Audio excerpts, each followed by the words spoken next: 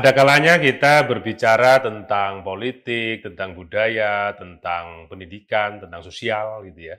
Dan kali ini kita ketemu berbicara tentang pariwisata. Bersama saya Teguh Suharjono di PKTV Talk. Pemirsa PKTV, apa kabar Anda? Sekarang berjumpa kembali bersama saya Teguh Suharjono di PKTV Talk dengan tema-tema yang sangat menarik yang selalu berubah-berubah pada setiap tayangan. Saya sapa dulu Anda yang ada di Samarinda, apa kabar Anda semuanya? Semoga Anda bisa bersama keluarga Anda bisa menikmati acara-acara kami. Tentunya juga yang ada di Tenggarong, di Kutai Timur, di Sangatta, maupun di Kota Bontang sendiri. Apa kabar Anda? Dan termasuk Anda yang ada di rumah dimanapun Anda berada, yang menikmati di media sosial kami, di YouTube, di TikTok, di Instagram, maupun di PKTV. Nah, pemirsa PKTV, kali ini kita akan langsung saja saya perkenalkan tamu kita pada kali ini, yaitu Bapak Bella Indi Sulistyo. Betul, Pak? Betul. Betul ya. Apa kabar, Pak Bella? Alhamdulillah baik. Alhamdulillah baik. Selamat datang di studio PKTV, Pak Bella. Sami-sami. Ya. Terima kasih. Pak Bella ini, hari ini kita undang sebagai Ketua Harian PHRI Kota Bontang. Meskipun Anda juga mengenal dengan berbagai macam aktivitas beliau. Juga owner sebuah hotel, sebuah penginapan guest house, dan banyak hal ya.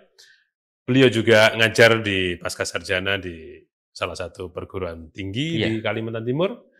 Ada juga beliau juga aktif di lembaga-lembaga yang lain, lembaga khususnya lembaga lingkungan, lembaga wisata, dan beliau salah satu mantan karyawan dulu di Pupuk Kaltim. Ya, udah lulus. Udah lulus. Baik pemirsa PKTV, kita angkat pada PKTV Talk kali ini, yaitu bagaimana menarik wisatawan ke Bontang. Biasanya kita selalu membahas potensi, kita selalu membahas tentang apa yang bisa kita jual. Sekarang kita akan menarik semua itu, karena kita mesti harus bertanya pada diri kita sendiri, khususnya pada masyarakat Kalimantan Timur, pada masyarakat Samarinda, Tenggarong, maupun di Kutai Timur yang bisa menikmati acara-acara kami. Saya sekarang mengangkat sebuah tema ini menjadi pertanyaan ke kita juga, ke pemerintah. Sebenarnya bagaimana cara menarik wisatawan luar untuk datang ke Bontang? Tentunya banyak hal yang bisa menjadi pemikiran. Jangan sampai kita mengajak-ngajak orang, ternyata di dalam kota kita, di dalam Bontang sendiri, ternyata tidak laku dijual, atau sangat biasa-biasa saja. Nah, ini butuh pemikiran seorang Pak Bella Indi untuk bisa memberikan sebuah karya pikiran gitu ya, agar kita semua, baik yang di studio maupun di pemirsa PKT, bisa ikut terbuka, paling nggak nanti sumbang pikirannya itu bisa kita kaji bersama, sehingga ini bisa menjadi langkah besar, kemajuan besar kepada Kota Bontang yang kita cintai ini. Nah, pemirsa PKTV, langsung saja saya ingin langsung diskusi ya dengan beliau, Pak Bella. Untuk mengawali perbincangan kita, mungkin saya ingin tahu dulu apa sih sebenarnya potensi Kota Bontang, sehingga pertanyaan saya dan pemirsa tadi yang bagaimana menarik wisatawan. Kita perlu tahu dulu nih, Bontang ini potensinya apa nih? Jangan sampai berkali-kali lembaga-lembaga yang ada, teman-teman kita di pariwisata itu selalu ngajak-ngajak ke sini, ternyata di sini tidak dapat apa-apa gitu, Pak ya. Iya. Silakan Pak Bella untuk memulai diskusi kita pada hari ini. Baik, makasih Mas Teguh ya. Jadi dalam perspektif pariwisata itu destinasi dibagi 3 kelompok. 3 kelompok. Yang pertama destinasi alam. Alam. Ya. Alam. Kemudian yang kedua destinasi budaya, dan yang ketiga destinasi buatan. Nah, dari 3 kelompok destinasi tadi, mari kita coba telusuri satu persatu. Bontang ini masuk yang mana? Masuk yang mana? Jadi alam, budaya, dan kemudian buatan. Iya. Kalau alam, karena wilayah geografi kita itu mayoritas kan air ya. Nah, artinya ini nyambung dengan program prioritas dari wali kota, menciptakan marine tourism. Oh, marine. Artinya wisata, air ini lautan ya? Ya, pesisir. Ya? Betul, wisata bahari. Jadi alam kita punya ternyata, ada potensi di wisata bahari. Nah, masih kategori alam, yang kedua adalah ekoturism. Ekoturism. Ya, ekoturism kita juga punya. Ada mangrove, kemudian ada hutan kota, ya, kemudian ada terumbu karang yang berbagai pihak ya, betul. Sudah mulai peduli terhadap lingkungan laut gitu. Nah, yang ketiga terkait dengan kategori alam itu adalah adventure tourism, wisata petualangan. Ini menarik. Bontang kota kecil yang aliran sungainya membelah kota, ternyata ada sesuatu yang menarik, yaitu Sungai Kanibungan di Guntung. Di Guntung. Untuk susur sungai sangat potensial sekali. Kemudian yang kedua yang ada di Bontangkuala, Sungai Belanda. Sungai Belanda. Itu untuk susur sungai juga menarik juga. Dan yang ketiga, kemarin saya juga baru tahu di Bontang Lestari ternyata ada Sungai Kenyamukan ya. Oh iya. Itu juga menarik tuh. Nah, itu potensi. Ya, jadi kita punya potensi wisata alam di beberapa daerah. Kemudian yang kedua, wisata budaya. Wisata budaya. Ya, wisata budaya coba kita telusuri di Bontang ada apa. Yang masuk kategori wisata budaya itu satu diantaranya adalah heritage tourism. Ada di sini? Ada, karena itu cagar budaya. Ya. Masjid tua yang di Bontangkuala ya, Masjid apa namanya? Itu ya. Al-Wahhab. Ya. Itu potensi. Tinggal bagaimana kita yang peduli terhadap pariwisata itu mengemas agar menjadi daya tarik. Kasih contoh sedikit saja bagaimana pihak pengelola atau orang-orang yang mungkin belum bisa memanfaatkan akhirnya bisa memanfaatkan itu sebagai objek wisata yang menarik. Iya. Ini mungkin saya teruskan dulu karena nanti apapun yang masuk dalam kategori selama dikemas menjadi daya tarik itu nanti kita semuanya akan. Jadi yang pertama cagar budaya kita punya ternyata ya. Kemudian yang kedua masih kategori budaya itu kulineri tourism. Tahun lalu Bontang mendapat sertifikat BAWIS. Ini kan kekayaan alam yang luar biasa. Sudah legitimate nih. Jelas. Bahwa BAWIS itu miliknya Bontang. Meskipun betul. Ada satu daerah di Nusa Tenggara Barat ya. Tapi saya yakin masing-masing daerah punya keunikan. Gitu ya. Jadi kita punya kulineri tourism yang unik. Misalnya Gami Bawis, kemudian Beronang Bakar, kemudian kalau ada pesta adat itu pecak. Itu juga khas gitu ya. Khas. Nah, yang kedua selain kulineri, yang ketiga selain kulineri dan cagar budaya itu adalah city and field tourism, desa wisata. Nah, kita ada juga itu ya. Betul, kita itu ada 15 ya, ada 15 kelurahan. Sebetulnya saya yakin masing-masing kelurahan punya potensi. Punya potensi. Kalau kita mau urut coba dari Guntung. Ada pesta adat di sana. Udah kemudian, jelas tuh ya? Ya. Apalagi ini saya dengar PKT juga sedang membantu pasang turap untuk Pulau Gusung. Memang Pulau Gusung juga menarik. Potensi juga. Kemudian Loktuan. Ada Masjid Apung. Wisata religi. Wisata religi. Di Kalimantan cuma ini aja kayaknya. Betul. Kemudian di Bontang sebelum Bontang Baru berarti Gunung Elai. Tanjung Limau itu. Itu menjadi Tanjung Limau masuk Gunung Elai itu ya. Gunung Elai. Itu juga bisa. Betul, kampung ikan misalnya. Karena pelabuhannya menarik tuh ya. Apalagi di sana ada pasar ikan. PLI pasar ikan ya. Yang kita kenal lelangan ikan. Pasar Seng itu loh. Kalau sore itu. Itu bisa jadi. Itu kan ikonik gitu ya. Betul. Ikonik di kelurahan tersebut gitu. Ikan yang segar. Betul. Nah, kemudian Bontang Baru juga punya wisata ekoturism. Mangrove ya. Mangrove. Jadi masing-masing punya keunggulan. Sampai ke Bontang Lestari pasti punya gitu. Bahkan yang Mas Daring itu kelurahan apa itu ya? Itu Telihan ya. Telihan bukan Telihan. Kan punya juga meskipun di kategori kota ya. Kemudian yang api-api mungkin di tengah kota itu ya? Untuk kulineri masuk. Kulineri malam gitu ya. Jadi masing-masing punya. Gitu ya. Itu membuktikan bahwa dari kelompok budaya pun Bontang ternyata punya. Nah, sekarang yang ketiga itu kelompok atau kategori wisata buatan. Wisata buatan. Wisata buatan diantaranya adalah MICE. MICE tourism. Nah, MICE ini secara tidak langsung sebetulnya saya kebetulan kapasitasnya sebagai praktisi perhotelan, aktif di PHRI, ini mendorong Bontang itu harusnya menciptakan Bontang MICE tourism. Menciptakan ya? Iya. Karena apa? Bontang yang kota kecil yang menurut orang yang awam itu infrastrukturnya terbatas. Tapi ingat, tahun 2018 pernah ada rapat koordinator direktur utama BUMN se-Indonesia. Se-Indonesia, membahas apa itu? Nah ini kan strategis banget. Orang nomor 1 di perusahaan masing-masing seluruh Indonesia datang ke Bontang. Iya, pernah waktu itu ya. Tahun 2020, TNK menjadi tuan rumah event nasional. Yang didatangi oleh Maksudnya presiden waktu mestinya ya? Wakil Menteri, ya kebetulan didelegasikan ke Wakil Menteri Kehutanan. Ya, Kehutanan. Ini membuktikan bahwa Bontang mampu.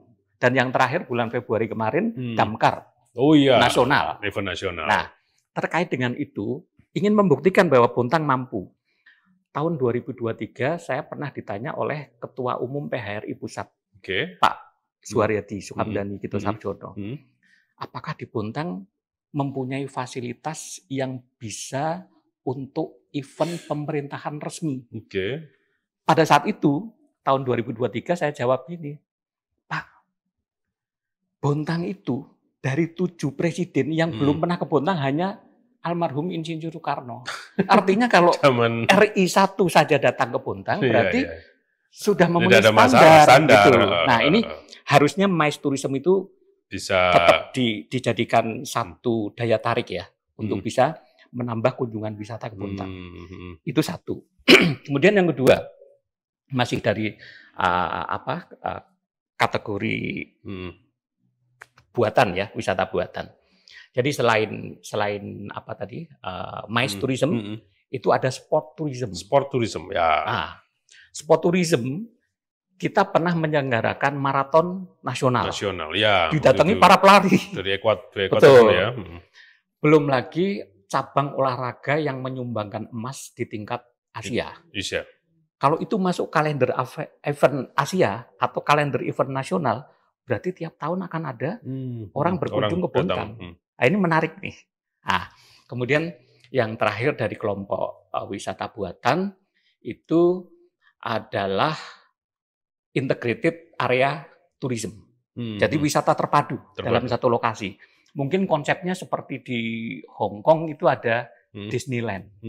Kalau di Bontang sebetulnya secara tidak langsung menurut saya ada Lemper. Lembah permai ya. Lemper itu ada buatannya, ada budayanya, ada alamnya, restorannya ada. Artinya potensi ini bisa kita munculkan ke depan. Betul. Bahkan dom yang tidak sering kita dengung-dengungkan, sebetulnya Bontang punya. Dom itu miliknya Lemper. Ada. Itu kayak mini teater yang bisa untuk atraksi. Kalau pertanyaan potensi apa saja, ternyata Bontang tiga-tiganya punya. Gitu. Mirip-mirip Ancol tadi yang disebutkan itu. Ancol kan punya kawasan itu ya, luar biasa. Pemirsa PKTV pasti sudah mulai terbuka kan. Meskipun kemarin atau sebelum kami dialog juga pasti pemirsa PKTV lihat judulnya aja mulai tuh pikirannya. Bagaimana nih menarik wisatawan ke Bontang? Ternyata apa yang setelah dijelaskan tadi, loh nyata loh kita punya. Nyata loh kita ada gitu ya. Dan pernah itu, semuanya pernah ada. Tinggal sekarang adalah, ini pertanyaan selanjutnya ini, saya kira perlu ada peningkatan, ya baik kualitas maupun kuantitas. Kalau ada sesuatu tadi yang saya sampaikan terus akhirnya hilang, kenapa? Kan gitu ya. Contoh, ya enggak usah jauh-jauh kalau kita bicara tadi susur sungai, apakah sekarang itu, kalau kita lihat di YouTube mungkin, itu masih ada itu, file-file. Kita jalan, di tengah jalan ada gubuk kopi, terus kita bisa menikmati kuliner di situ, terus kita jalan lagi, di situ ada area Instagramable, bisa foto-foto, terus apakah itu masih ada? Nah, ini mungkin bisa kita dijawab nih. Bagaimana cara meningkatkan kualitas dan kuantitas wisata di Bontang? Yang Bapak sebutkan tadi, mungkin ada, mungkin masih atau tidak kan gitu ya? Mungkin butuh peningkatan. Silakan Pak Bela. Kalau terkait dengan kualitas, sebetulnya kita bicara standar minimal saja.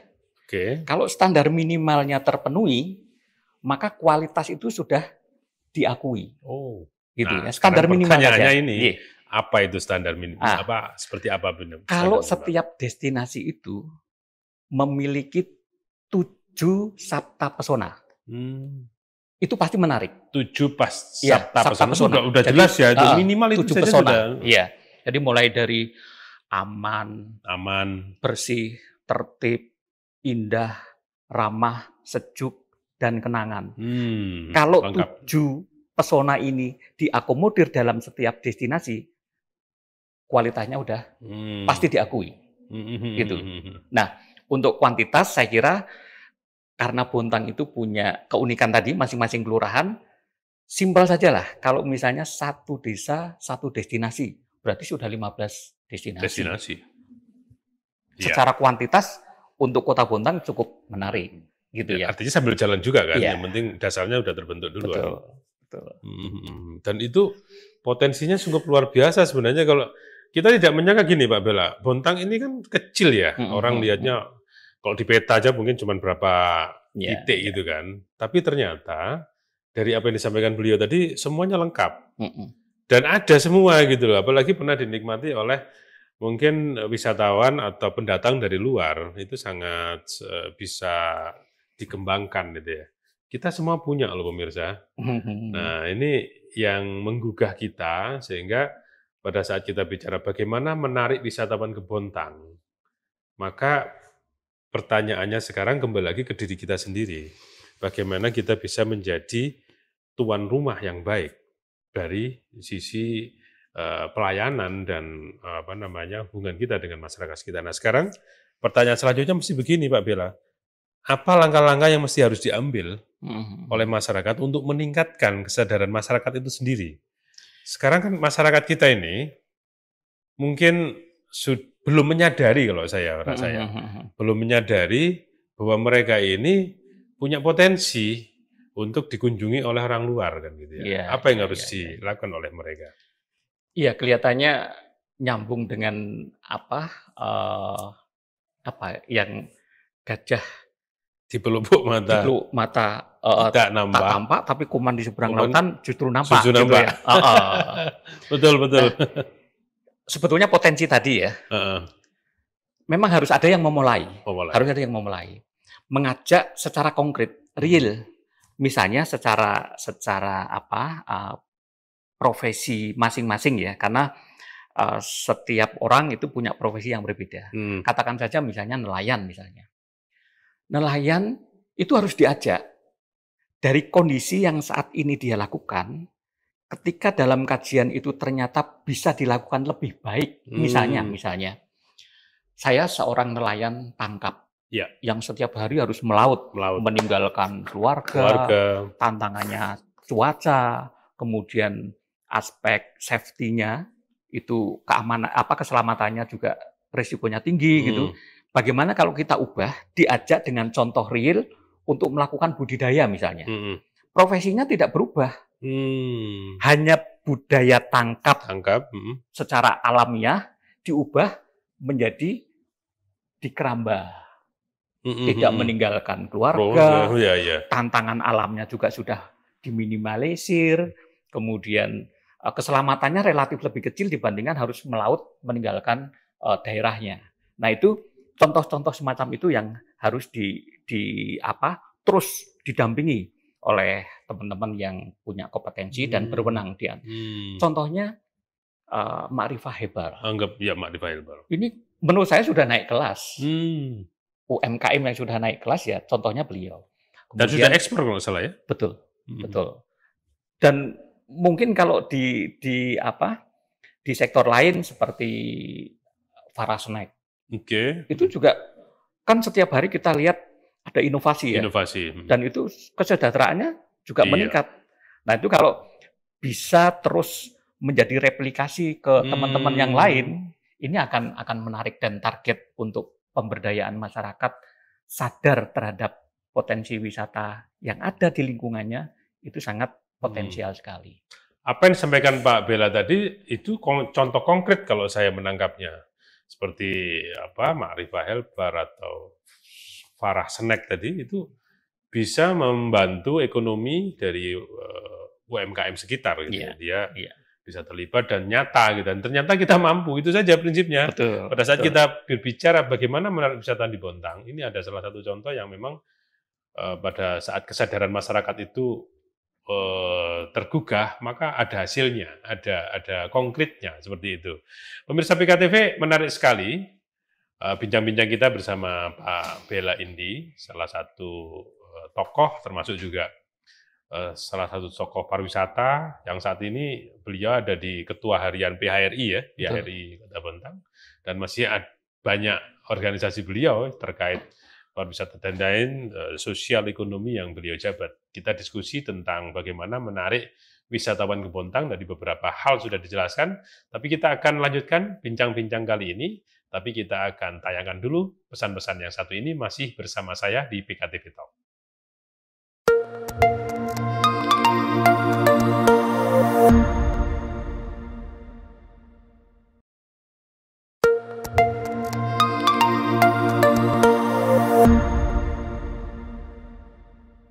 Pemirsa, kita kembali di PKTV Talk.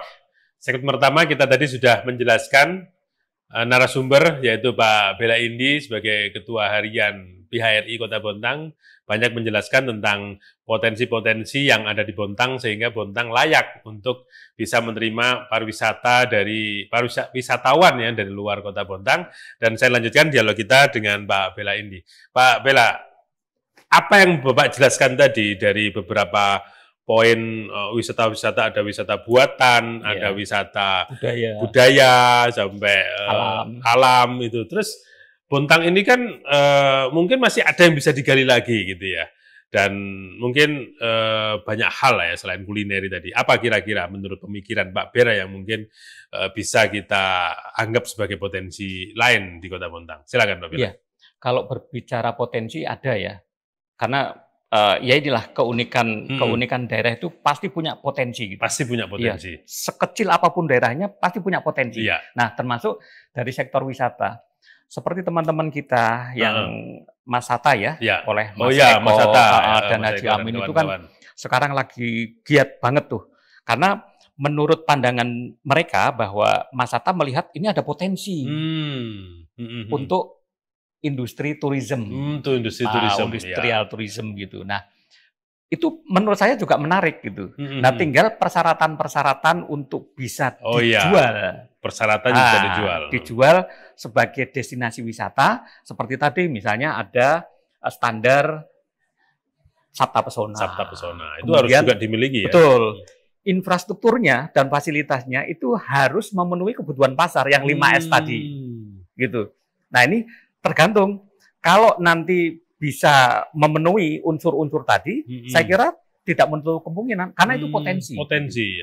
Termasuk yang tadi kita jelaskan bahwa Bontang ternyata alam ada, budaya ada, terus buatan juga ada, tapi bisa nggak menjadi magnet supaya wisatawan datang ke Bontang? Nah, ini kan ada persyaratan-persyaratan yang harus terpenuhi. Ya, terima kasih. Ternyata potensinya di Bontang ada memang bermacam-macam, semua jadi potensi ya, termasuk juga industri. Tadi disampaikan beliau, industri ini pun juga menjadi salah satu concern terhadap teman-teman yang memang sedang meningkatkan konsep wisata industri. Nah, sekarang kalau kita sudah bicara begitu, berarti kan infrastruktur dan fasilitas yang dibutuhkan untuk meningkatkan pariwisata di Bontang ini kan mesti harus ada ini, Pak. Nah, ini menurut Bapak apa saja ini yang bisa ditingkatkan infrastruktur dan fasilitasnya? Ya, ini menarik ya. Jadi kalau kita jualan sesuatu, maka kita harus memenuhi kebutuhan pasar nih. Memenuhi kebutuhan pasar. Jadi infrastruktur dan fasilitasnya itu juga harus disesuaikan dengan kebutuhan pasar saat ini. Secara teoritis itu ada 5 kebutuhan wisatawan. Dikenal dengan 5S. 5S. Yang pertama, S yang pertama adalah something to see. Something to see. Iya. Jadi seorang wisatawan kalau datang di salah satu destinasi itu dia menginginkan ada satu kebutuhan khusus yang di luar penawaran dari destinasi tersebut. Misalnya berkunjung ke Beras Basah gitu, selain menikmati panorama laut yang cantik gitu, tapi ada sesuatu yang khusus bisa saya nikmati gitu. Misalnya dia bisa snorkeling gitu. Jadi ada sesuatu yang dia inginkan gitu ya. Nah, itu yang pertama. Kemudian yang kedua itu something to see. Kemudian something to do. Jadi bagaimana membuat wisatawan itu betah tinggal di destinasi tersebut. Jadi kalau saya ke mana ya, ke satu destinasi, kemudian tiba-tiba mohon maaf kok pingin ke rest area, tapi ternyata tidak ada. Nah ini kan juga mengecewakan. Ketidaknyamanan itu jadi mengganggu gitu. Itu yang kedua. Kemudian yang ketiga itu something to eat. To eat. Apa yang bisa jadi di situ? Wisatawan itu meskipun berada di satu destinasi bisa menikmati makanan khas daerah tersebut. Khas daerah tersebut ya. Makanan khas, ya. Nah kemudian yang kelima adalah yang keempat ya, something to buy. Jadi para wisatawan ketika berkunjung itu bisa membelanjakan kenang-kenangan untuk dijadikan oleh-oleh di daerah tersebut gitu.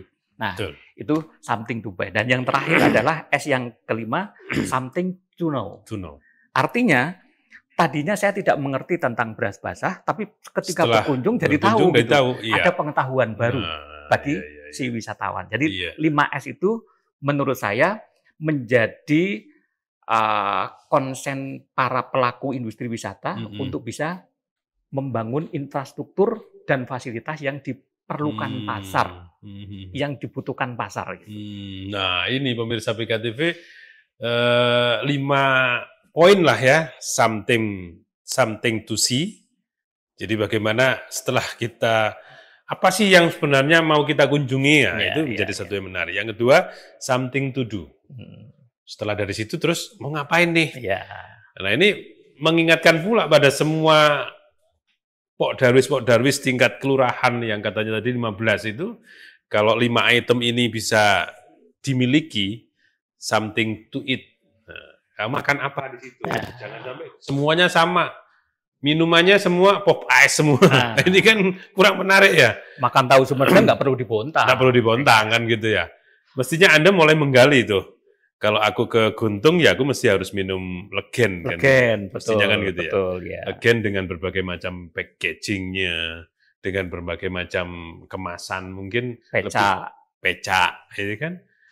Itu harus Anda munculkan. Saya kira ini 5 hal yang sangat dasar yang mesti harus Anda ketahui, yang harus Anda dapatkan di situ. Dan yang terakhir something to know. Jadi setelah dari situ ya pasti harus ada cerita.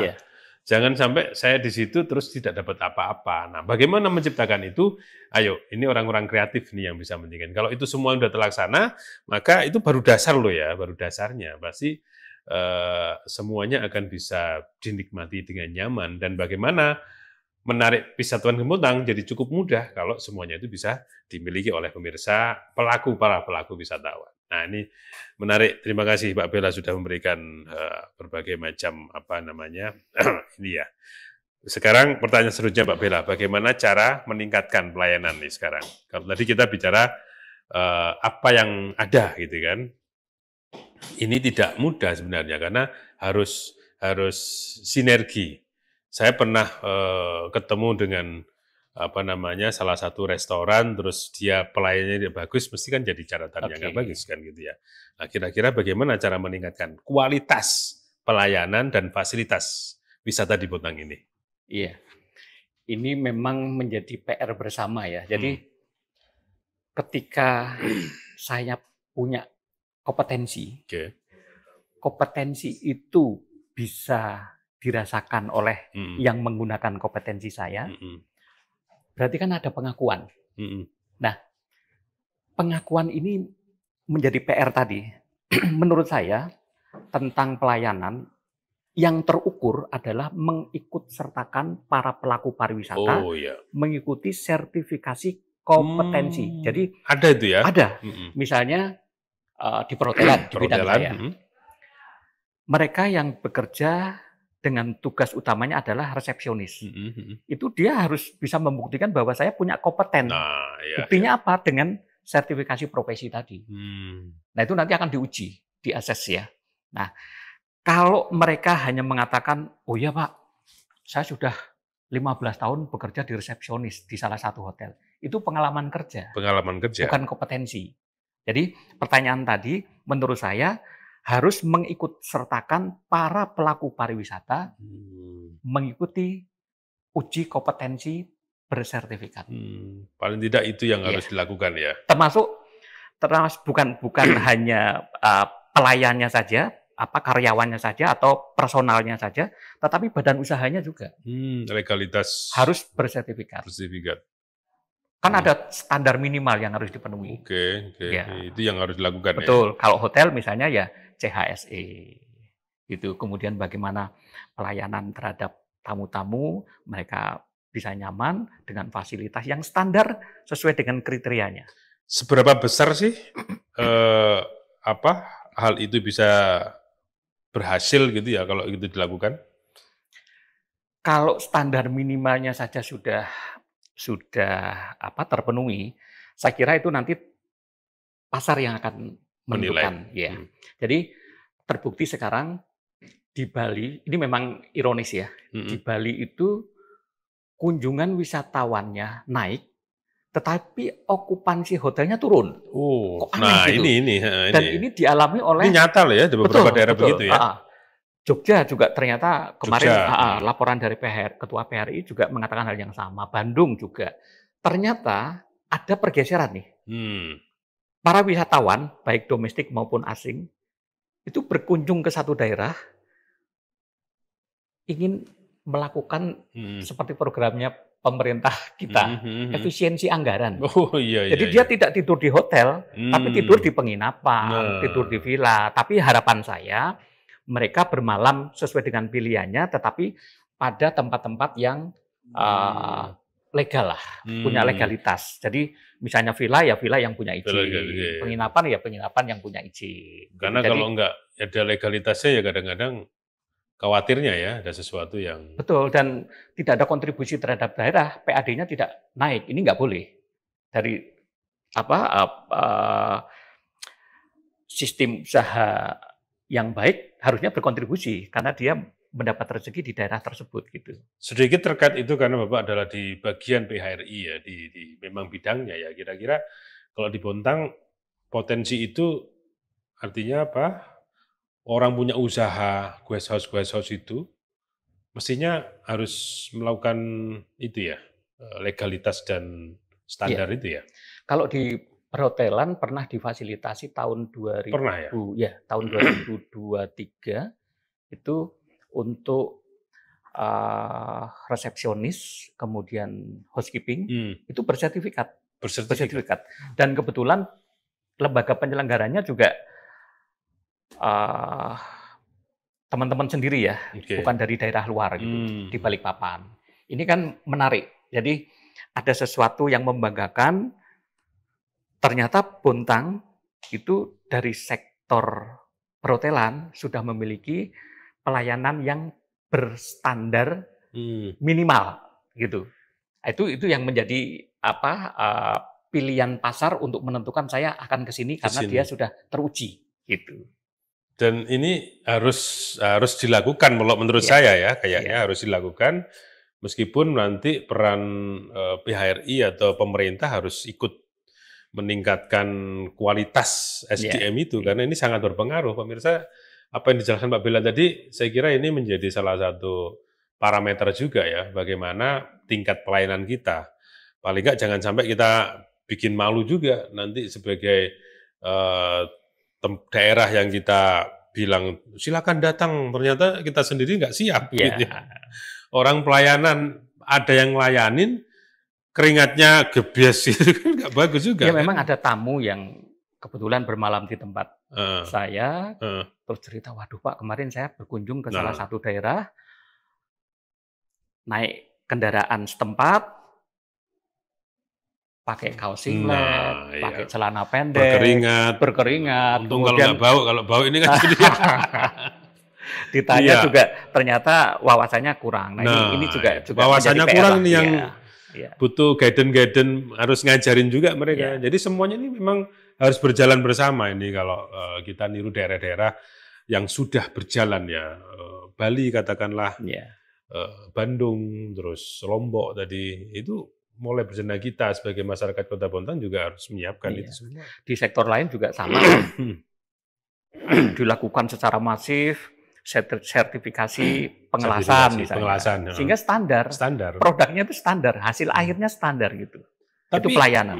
Kita optimis nggak sih, Pak? Sebenarnya kan Bontang ini anggap aja katanya kota kecil, kota pinggir jalan. Tapi dengan obsesi yang tadi Bapak sampaikan tuh, kita optimis nggak ke depan akan bisa berkembang? Optimis, karena ada potensi tadi. Potensi ada, tinggal kita mau nggak mengembangkan potensi tadi untuk mensejahterakan masyarakat. Sebetulnya contoh konkret lagi di Sulawesi Selatan, Bantaeng. Dulu waktu dipimpin oleh Pak Nurdin Abdullah, saya mendengar Bantaeng saja baru itu. Iya, asing gitu. Tapi ternyata 2 periode dipimpin beliau kan naik kelas gitu ya. Betul. Kotanya kabupatennya bersih, tidak ada sampah, bahkan menarik untuk penanganan sampah di sana. Kemudian Raja Ampat. Dulu saya juga Raja Ampat itu mana? Saya pikir daerah mau Sumatera, transport ke sana aja enggak apa gitu kan. Tapi sekarang nih luar biasa ya. Labuan Bajo. Orang mau ke sana males. Tapi setelah dikemas, ada magnet besar yang menjadi daya tarik. Faktanya langsung. Bahkan menjadi destinasi unggulan sekarang. Internasional. Internasional, betul. Karena standarnya bukan lagi Indonesia. Kalau kita bicara tadi standarisasi internasional, pelayanannya, terus bermacam-macam ya. Ini luar biasa. Itu sertifikasi kompetensi itu penting. Gitu. Nah, sekarang kalau kita tadi Bapak berbicara dari kualitas. Nah, apa sih bisa nggak kita nyalakan pemerintah atau kita lihat nih pemerintah ngapain nih?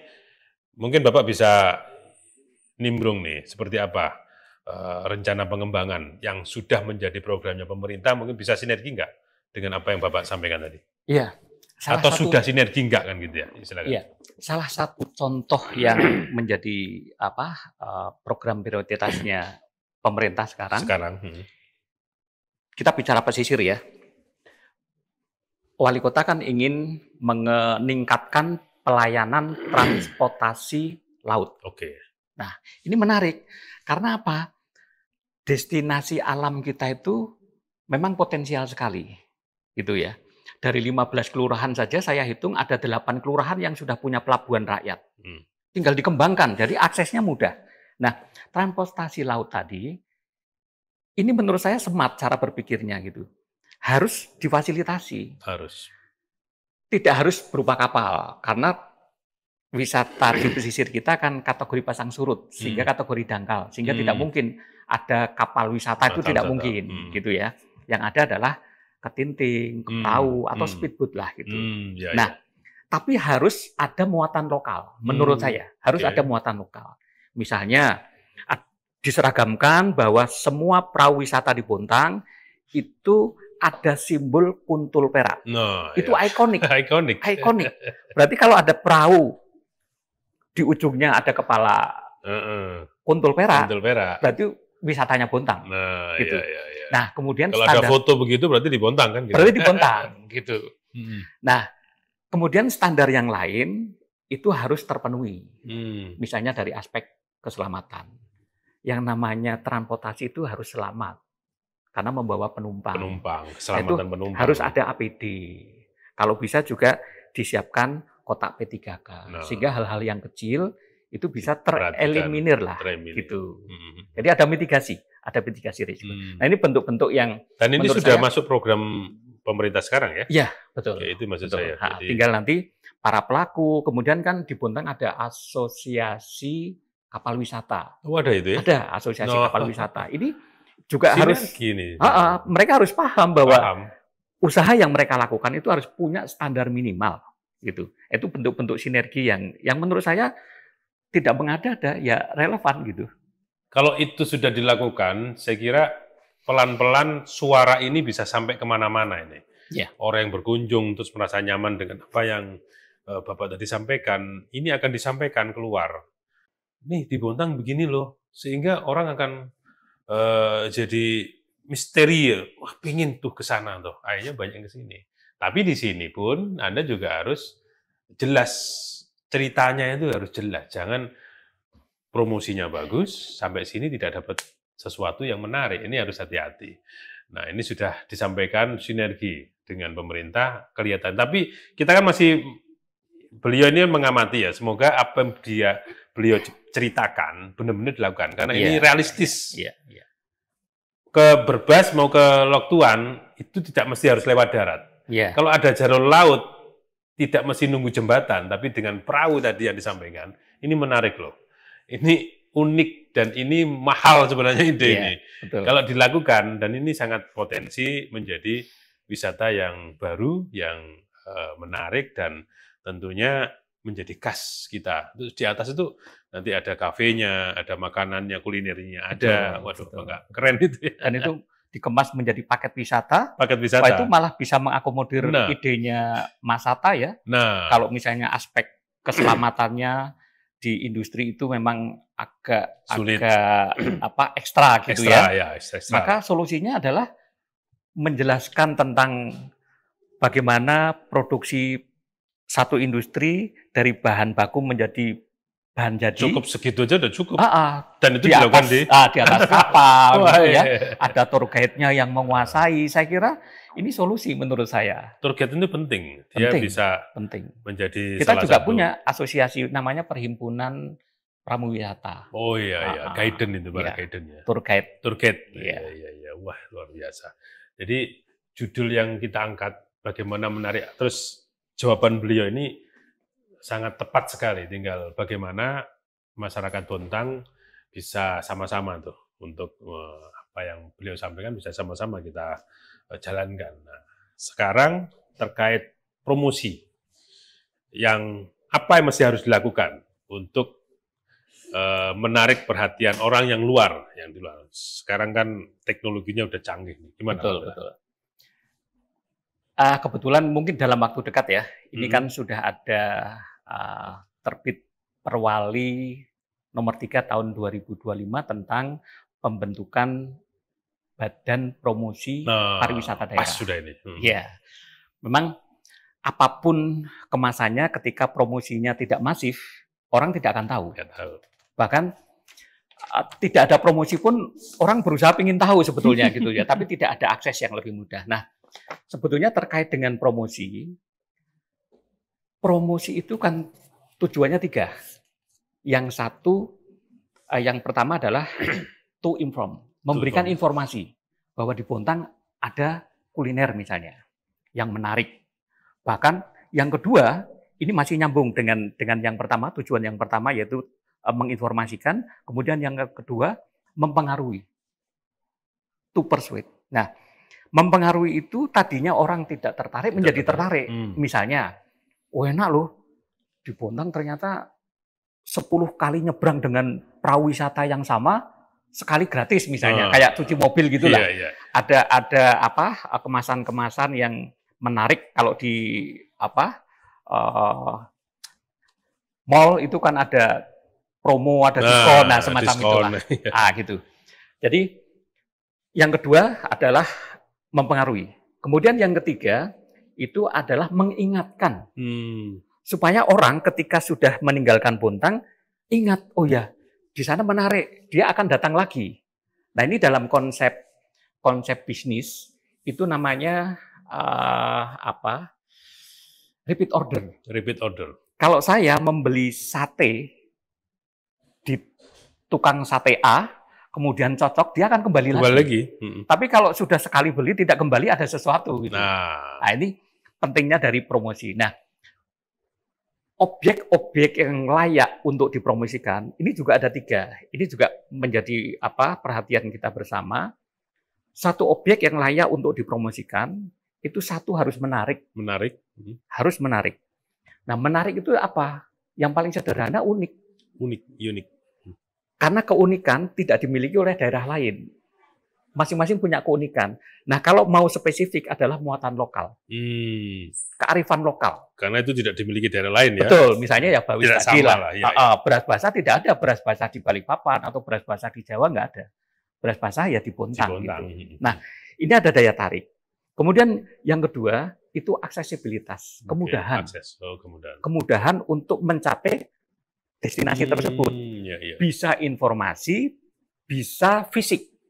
Jadi kalau saya mau ke beras basah, tapi ternyata nunggu kapalnya lama gitu. Kemudian kapalnya tidak sesuai standar misalnya. Ini kan juga menghambat akses ya. Nah, kemudian untuk mencari informasi saja kok susah. Karena tidak ada informasi yang pusat informasi atau information center lah gitu ya. Kalau toh ada mungkin karyawannya atau petugasnya tidak menguasai sehingga tidak informatif gitu. Nah, ini juga menjadi PR. Kemudian yang ketiga infrastruktur. Nah, infrastruktur itu menurut saya ya seperti yang tadi kita bahas, 5 syarat utama untuk memenuhi kebutuhan wisata itu harus terpenuhi. Infrastruktur. Sehingga itu bisa menjadi daya tarik. Jadi fungsi dari promosi itu. Luar biasa. Dan ini harus dilakukan ya, kalau ingin memang bisa menarik perhatian masyarakat luar. Kalau nggak dilakukan ini kecil kemungkinan ya akan lambat. Ini harus dilakukan. Bagaimana promosi mesti dilakukan oleh paket-paket wisata itu. Nah, sekarang bolehkah kita berangan-angan atau menganggap bahwa ini harus ada keterlibatan berbagai macam pihak? Kalau kita bicara kolaborasi dan sinergi sekarang nih ya, apakah mutlak hal ini harus selalu kita kembali ke pemerintah sih, apa seperti itu, apa seperti apa ya? Karena kalau kita lihat di daerah lain, bisa jadi pihak swasta pun juga berperan di sini ya. Bagaimana menurut Pak Bella? Iya, tentu saja kita sebagai makhluk sosial tidak mungkin bisa melakukan aktivitas perseorangan gitu ya. Kalau kolaborasi saya kira itu lebih efektif. Jadi ada tripartit lah. Pemerintah tripartit. Jadi pemerintah yang mengatur, yang membuat regulasi supaya tertib gitu. Kemudian diawasi. Dalam prakteknya diawasi. Nah, pengusaha yang mempunyai modal, yang mempunyai keterlibatan terhadap bidangnya itu bisa menjembatani para pelaku usaha pariwisata. Nah, ini menjadi sinergitas yang harus dibangun dan berkelanjutan, tidak hanya sesaat, harus berkelanjutan gitu. Misalnya, pemerintah sekarang sudah memfasilitasi UMKM Center.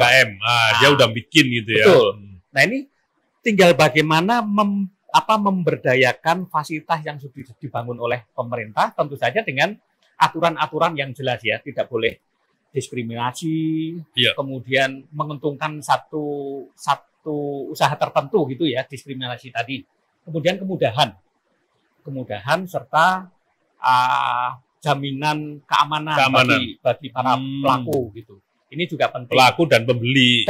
Betul. Pengunjung lah ya. Hanya sekedar membeli amplang tapi helmnya hilang. Nah, ini kan tidak nyaman ya. Tidak nyaman, sabta balik lagi. Iya, sabta pesonanya tidak terpenuhi. Nah, saya kira kolaborasi itu yang harus dibangun. Tidak terlepas juga pada saat kita berbicara pariwisata, tentunya karena Pak Bella juga salah satu pelaku penggiat saya kira ya. Tantangan kira-kira Pak Bella yang ada di Bontang. Tantangan selama ini seperti apa atau yang dihadapi oleh teman-teman yang lain lah. Sehingga tantangan ini kita bisa mencari solusinya untuk next bisa lebih terbang lebih tinggi lagi. Gimana ini Pak Bella? Iya, kalau tantangan itu salah satunya memang dari aspek kepatuhan ya. Kepatuhan. Kalau aspek kepatuhan itu bisa pelaku usahanya atau perorangan. Gitu. Jadi kalau pelaku usaha berarti dia tidak punya izin misalnya. Tidak punya izin. Legalitasnya. Ini pasti suatu saat akan menjadi temuan. Misalnya ini kita juga ikut prihatin lah ya. Beberapa pengelola akomodasi di satu daerah gitu ternyata ditemukan bahwa yang bersangkutan belum memiliki izin, sehingga dilakukanlah proses pendampingan dan sebagainya. Ini kan menjadi sesuatu yang menghambat gitu. Jadi aspek kepatuhan. Kemudian pengetahuan, pelayanan itu juga menjadi satu tantangan yang menurut saya harus diperbaiki dengan cara tadi. Oke. Edukasi, pendampingan, kemudian dibimbing untuk dia bisa komplain terhadap regulasi yang ada, termasuk kapasitas dirinya untuk bersertifikat sesuai dengan profesinya masing-masing. Gitu. Jadi pemikiran Pak Bella, solusi yang mesti harus dilakukan seperti apa? Nah, itu tadi, memberikan edukasi, bimbingan, kemudian pendampingan itu harus terus ya. Pendampingan itu harus terus. Jadi ukuran mudahnya gini, didampingi dengan waktu tertentu supaya dia mandiri. Jadi kalau misalnya perusahaan memiliki mitra binaan, ukuran setelah dia mandiri itu berubah status dari mitra binaan menjadi mitra kerja. Nah, itu terukur gitu. Karena bisa mandiri dia ya. Iya, gitu. Lama-lama dilepas sudah bisa survive. Independen. Iya. Oke, Pak Bella, ini menjadi pertanyaan terakhir karena waktu juga sudah hampir memisahkan kita. Pak Bella, bagaimana sih akhirnya kita untuk meningkatkan itu harus, kan tadi dikatakan butuh pendampingan ya. Dari siapapun ya. Baik dari perusahaan, dari aktivis-aktivis lingkungan atau maupun aktivitas sektor wisata, termasuk juga pemerintah kan gitu ya. Masyarakat harus seperti apa? Masyarakat di sekitar, kalau oke lah para pelaku sudah sesuai dengan apa yang disampaikan Pak Bella. Nah, kami sebagai masyarakat sekitar Bontang, bagaimana ini bisa kita gayung bersama, dan sebenarnya menurut Pak Bella dampaknya apa bagi kami kan gitu. Silakan Pak Bella. Iya, yang paling sederhana adalah melibatkan secara langsung. Melibatkan. Melibatkan masyarakat secara langsung sesuai dengan profesinya. Gitu. Misalnya tadi pelaku usaha yang menjual oleh-oleh ya, itu dilibatkan pada momen tertentu untuk bisa memasang display. Kemudian diberi kemudahan untuk promosinya ya. Kemudian yang punya profesi lain itu juga sama. Dia dibekali, kemudian harus diakui, diberi penghargaan, kemudian ditingkatkan kapasitasnya. Jadi kalau misalnya sekarang diberi pelatihan tingkat dasar, kemudian tingkat lanjut, tingkat mahir, dan akhirnya menjadi orang ahli gitu. Nah ini juga harus terprogram. Konsep ini harus terprogram. Kemudian untuk promosi, saya kira sekarang teknologi informasi sudah begitu masif, sudah begitu memudahkan kita. Ada salah satu aplikasi pariwisata berbasis AI. Ini menarik, iya. Saya menemukan aplikasi miliknya Mas Irfan. Itu mahasiswa dari Nevada, Tokyo, Jepang. Gitu. Ya. Jadi dia membuat aplikasi namanya Oplan. OPLAN. Oplan. Nah, aplikasi ini memang menurut saya menarik nih. Dengan aplikasi itu, seseorang yang akan datang ke Bontang itu sudah ketahuan. Misalnya Mas Teguh dari Malang, dia mau datang ke Bontang. Dari aplikasi tadi kita sudah mendapat informasi. Oh, Mas Teguh itu kalau batik sukanya yang coraknya ini. Kemudian kalau kopi sukanya Arabica. Udah ketahuan. Sudah ketahuan. Nah, ini kan pasar yang sudah memudahkan kita gitu. Orangnya belum datang, tapi kita sudah tahu gitu. Nah, tinggal kita penuhi saja seleranya. Itu luar biasa. Aplikasinya Oplan. Jadi sangat menurut saya edukasi, kemudian keterlibatan langsung, bimbingan, pendampingan sampai dengan pengakuan dan penghargaan kepada para pelaku wisata itu harus dilakukan. Kita harus memberikan apresiasi terhadap pelaku pariwisata sehingga mereka termotivasi untuk terus tidak merasa aman berada di zona nyaman. Dia berani inovasi di zona nyaman. Oke, sekaligus closing statement. Selama ini Bontang itu menjadi kota industri, kota jasa. Untuk menjadi kota wisata, kira-kira apakah memungkinkan untuk kedepannya? Seperti apa? Iya, saya kira mungkin ya, karena itu juga kategori potensi. Sangat potensial sekali. Apalagi nanti tahun 2028 anggaran Samarinda Bontang untuk jalan tol itu lebih mudah. Nah, ada konsep untuk promosi melalui tabletop, ini juga mudah-mudahan bisa membantu mempermudah orang luar itu bisa mengetahui Bontang itu ada apa, kalau saya ke Bontang ngapain, kemudian saya harus apa di sana. Nah, ini sesuatu yang bisa dikemas bareng, mudah-mudahan dalam waktu dekat ketika nanti badan promosi sudah ada, itu bisa kolaborasi. Sinergitas dengan para stakeholder yang membidangi di sektor wisata. Luar biasa. Saya kira itu, Mas Teguh. Baik, terima kasih Pak Bella Indi sudah bincang-bincang, sudah hadir di studio untuk kita bahas tentang bagaimana menarik wisatawan Bontang. Semoga selalu sukses dan sehat selalu. Amin. Terima kasih. Baik pemirsa PKTV, menarik sekali bincang-bincang kita pada kali ini, yaitu bagaimana menarik wisatawan ke Bontang. Kita sudah tahu potensi kita, Kota Bontang, kita sudah tahu kelemahan kita juga. Dan beliau tadi memberikan berbagai banyak ide kreatif untuk mengembangkannya. Tinggal kita, bagaimana kita bisa sinergi dan berkolaborasi untuk memperjuangkan itu semuanya. Demikian bincang-bincang kita pada PKTV Talk dengan tema menarik pariwisata datang ke Bontang. Kita akan kembali nanti dengan PKTV Talk dengan tema dan narasumber yang lain masih di PKTV Talk. Saya Teguh Suarjono mewakili seluruh kerabat kerja pamit undur diri. Terima kasih. Wassalamualaikum warahmatullahi wabarakatuh. Waalaikumsalam warahmatullahi wabarakatuh.